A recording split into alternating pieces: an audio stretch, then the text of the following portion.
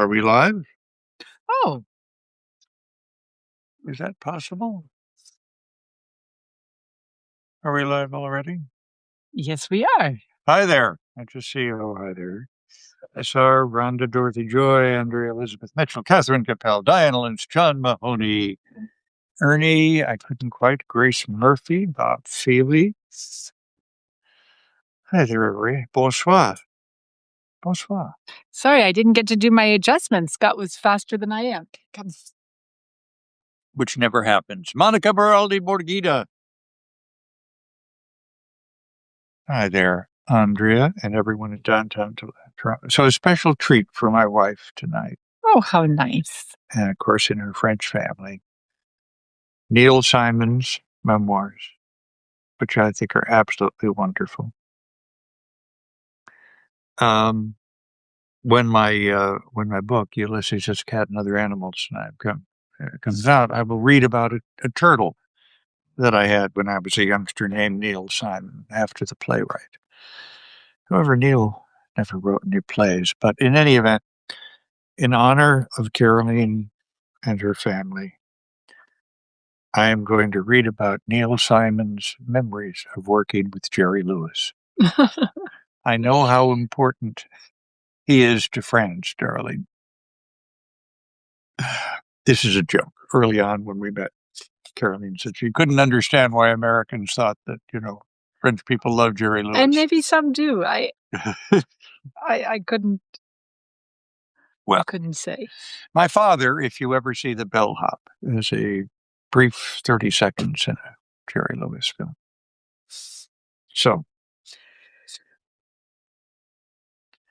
let me read. He's on the West Coast now, working television writer for Jerry Lewis.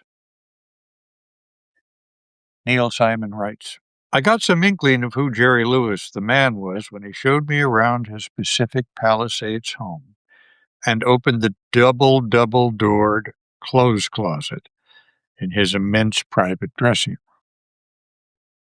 It was mirrored from wall to wall, and from the size of it, I thought I may have taken a wrong turn in his house and wandered into the royal quarters in Versailles. See, darling, I knew you would like this section. In the closet, there hung about 25 identical black tuxedos, an equal number of identical black suits, and at least that number of sports jackets in various shades, but no less than 5 each in the exact same pattern and color at Versailles. Pleated white shirts were lined up on hangers, looking like 100 maitre d's parading for inspection. He kept pulling open drawer after drawer, which slid out speedily and noiselessly, to show me his endless array of sports shirts, casual shirts, pool shirts, pajamas, handkerchiefs, and boxer shorts. Like a child might show off for you his lifetime collection of marbles. More to be admired than adorned. His socks and his sweaters, mostly cashmere, were all red. Not some, all. The red socks were lined up in rows, side by side, enough to be hung on fireplaces for 1,000 Christmases. There were enough shoes in the shoe closets to last out the combined careers of Fred Astaire, Gene Kelly, and Secretariat, about whom our friend Laura Hillenbrand writes so beautifully. Wow, this is interesting. As we left the thickly carpeted room to continue our tour of his house in the Pacific Palisades, he tossed me a red cashmere sweater with matching socks, the first of a plethora of gifts I was to receive. Also, that was the experience of our family. My father was Jerry's straight man on a nightclub tour, and I believe the summer of 1964, because it was the same summer of the conventions. And my father would say, "That's a great sweater," and Jerry Lewis would get one for him. And my first transistor radio came from Jerry Lewis. Do they even make transistor radios anymore? You know what I mean? Mm-hmm. Yeah, all right, a big thing there.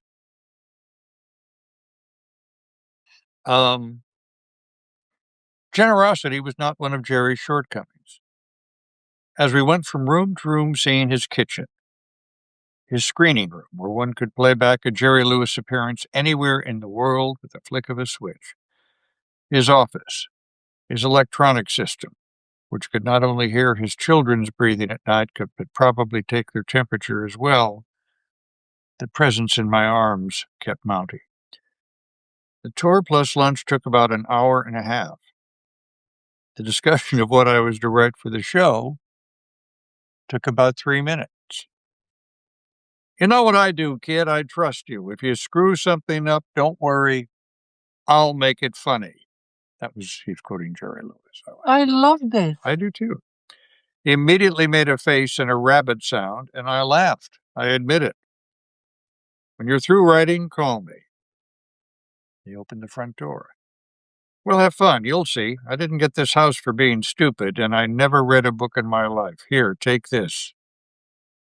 He threw me a silver cigarette case with a caricature of him engraved on top, smiling warmly at me.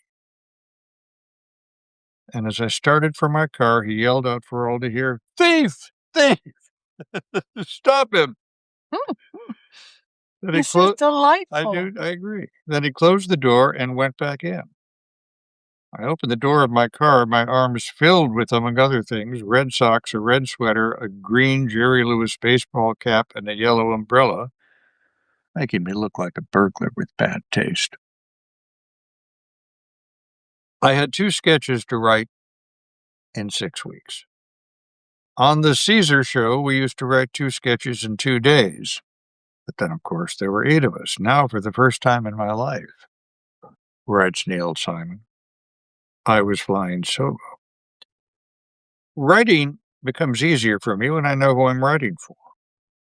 When Danny and I were writing, Danny Simon, his older brother, about whom he wrote Come Blow Your Horn.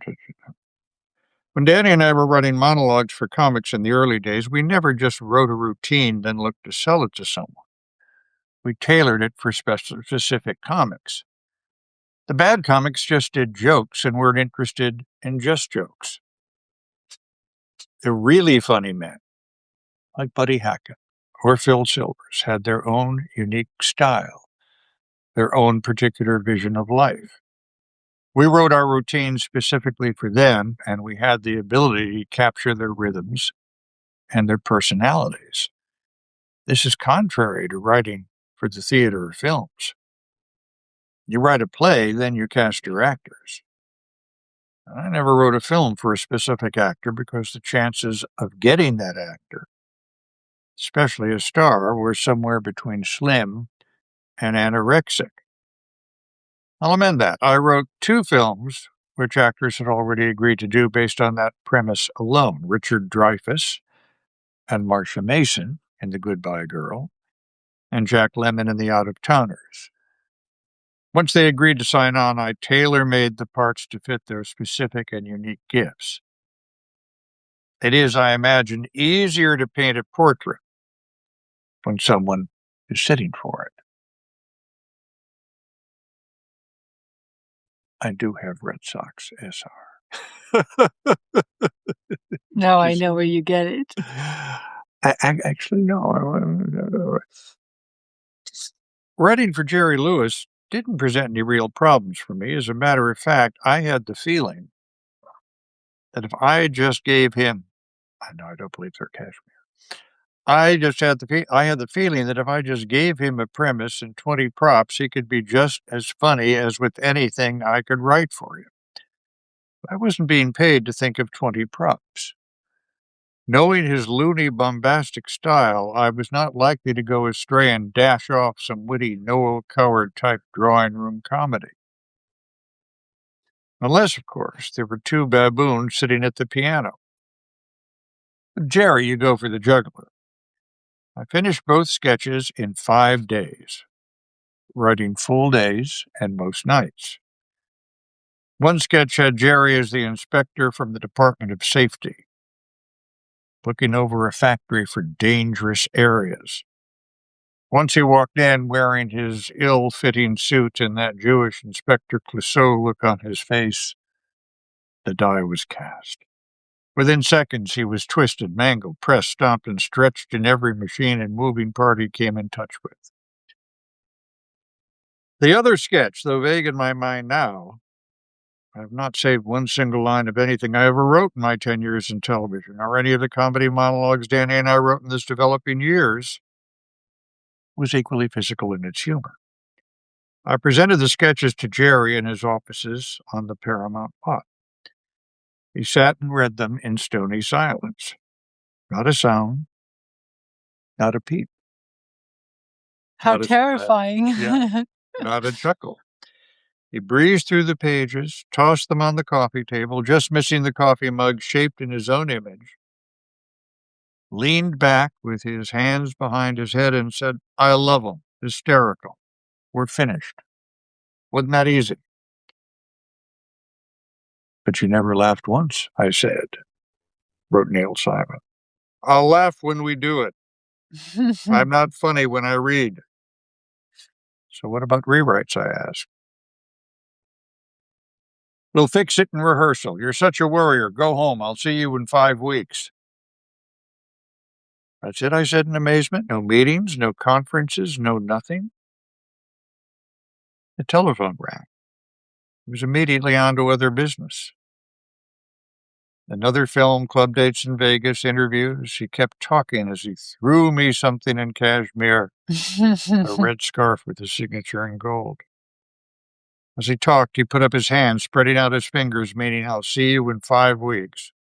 Waved, threw me a kiss and a walnut, and swiveled his chair around as he gave an interview completely as Melvin, the 36-year-old man with the 14-year-old brain. I was out the door looking for my car, wondering what in the world I would do in Hollywood with 5 weeks and a red scarf on my head. I love this section. I do too. "Why don't you start that play you're always talking about?" This is himself talking to himself? No, this is Joan, his wife. Oh. I was about to say that. Oh, sorry. Joan offered as she tried to get the clothes washer to work, this being the 8th time it had broken down in the week we'd been there. She knew better than to ask me to help, since my skills with all things mechanical and electrical were limited to turning on a light switch or turning it off, but not necessarily both. Do you think that goes with the Simon name? I think it does. I was just thinking that. Uh, But you're not so good with the light switches either. No, I'm not. I can't even. I have to ask your help. Don't I? Darling, good idea. My way of dealing with being alone in a house where the toilet won't stop running and overflowing is to pretend to be writing, not even noticing that the water is up to my ankles, and then acting out surprised when Joan comes in and screams you're going to wait until the house floats away before you call a plumber. I do see some of Yeah, I do. that. This is just coming to me too. Actually, I probably would. "I don't have a play that I'm always talking about," I answered, handing her a wrench she had totally no use for. "I just want to write one." "So think of one," she said, looking at a valve whose purpose must have been a mystery even to the company who made it. "Think of a whole play with a beginning, middle, and end. Do you have any idea how hard that is? It would take me 2 or 3 years at least, and what if it isn't any good? What would we do for money?" "We'll get by," said Joan. "Just write the play with a beginning, middle, and an end." She said as she clicked on a switch that started the washing machine working better than it did even when it was new, which I doubted it ever was. I was convinced it was made by the Dr. Frankenstein Company, with abnormal parts taken from the deceased bodies found in some washing machine graveyard. 2 days later, I typed out the title page. One Shoe Off. A new comedy by Neil Simon. First draft. October 15, 1957. That's it? Well, then he gets into the play that writes, Oh, this is wonderful. which ultimately was not called One Shoe Off, but We're familiar with how titles get changed in this family, aren't we? We are. So thanks for being with us tonight on our open book. Very good to be with you. Yes, isn't that a nice reading, SR? Very good to be with all of you tonight. Can we have a guest tomorrow? So why not? Yeah, Yes. I think we might have a guest tomorrow. And in any event, very good to be with you. We're just a little tired. It's that part of the weekend. A lot of news. I was very proud of our show this morning. I always am, but everyone being on top of it, and it was great. And we were able to make updates, and it's You were making updates to the last minute. yeah, yes. As a matter of fact, even after I got home.